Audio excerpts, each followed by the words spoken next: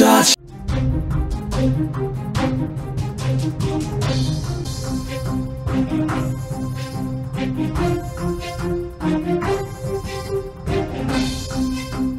కామారెడ్డిలో భారీ వర్షాలు కురుస్తూ ఉన్నాయి. వాగులు వంకలు కూడా పొంగి పొర్లుతూ ఉన్నాయి. ఉధృతంగా ప్రవహిస్తున్న వాగులో గర్భిణీ మహిళ ప్రయాణం చేస్తూ ఉంది. కామారెడ్డి జిల్లా లింగపేట మండలంలో ఈ ఘటన చోటు చేసుకుంది. అంబులెన్స్ వచ్చేందుకు మార్గం లేకపోవడంతో ఒకరికొకరు చేతులు పట్టుకొని వాగు దాటించిన వైనం కూడా మనకు అక్కడ కనిపిస్తుంది. ఒకసారి మనం సుమన్ టీవీ స్క్రీన్ మీద కూడా మీరు విజువల్ చూడొచ్చు.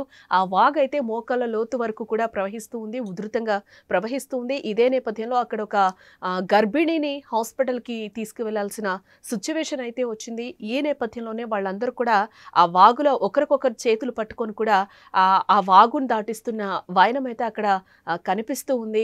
అక్కడ అంబులెన్స్ వెళ్ళే సిచ్యువేషన్ కూడా లేదు. ఆ వాగు అయితే ఉధృతంగా ప్రవహిస్తూ ఉంది. ఈ నేపథ్యంలోనే ఆ గర్భిణిని అయితే ఇటువైపుకి ఆ వాగు అయితే దాటించాల్సిన సిచ్యువేషన్ అయితే అక్కడ ఏర్పడిన నేపథ్యంలోనే వాళ్ళందరూ కూడా ఒకరికొకరు చేయిలు పట్టుకొని కూడా చాలా జాగ్రత్తగా ఆమెని ఇటు పక్కకి తీసుకువస్తున్న వైనం అయితే కనిపిస్తూ ఉంది. పురిటి నొప్పులతో బాధపడుతున్న ఆ గర్భిణిని ఉధృతంగా ప్రవహిస్తున్న వాగు దాటించి ఆసుపత్రికి తరలించడం అయితే ఆ కుటుంబ సభ్యులకు చాలా కష్టంగా మారినట్లు కూడా మనకు ఆ విజువల్ చూస్తే అయితే క్లియర్గా అర్థమవుతూ ఉంది. ఈ ఘటన కామారెడ్డి జిల్లా లింగంపేట మండలం బట్టిప తండాలో అయితే చోటు చేసుకుంది. 2 రోజులుగా కురుస్తున్న భారీ వర్షాలకు బట్టిప తండా ప్రధాన రహదారికి మధ్య ఉన్న వాగైతే ఉధృతంగా ప్రవహిస్తూ ఉంది. సరస్వతి అనే గర్భిణికి పురిటి నొప్పులు రావడంతో కుటుంబ సభ్యులు అంబులెన్స్కు సమాచారం అందించారు. బట్ వాగు ఉధృతంగా ప్రవహించడంతో అంబులెన్స్ వాగు ఒడ్డునే ఆగిపోయిన పరిస్థితి అయితే అక్కడ నెలకొంది.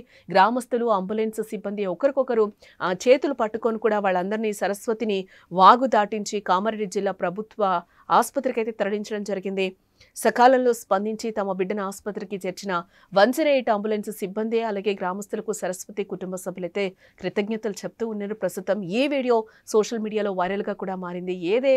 ఏదైనా జరగరాంది జరిగితే ఊహించని ప్రమాదమే జరిగేదంటూ కూడా కామెంట్స్ చేస్తూ ఉన్నారు.